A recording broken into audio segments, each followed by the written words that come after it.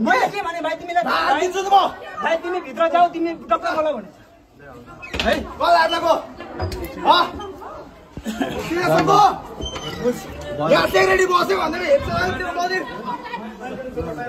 कहाँ छ तल जानु के भयो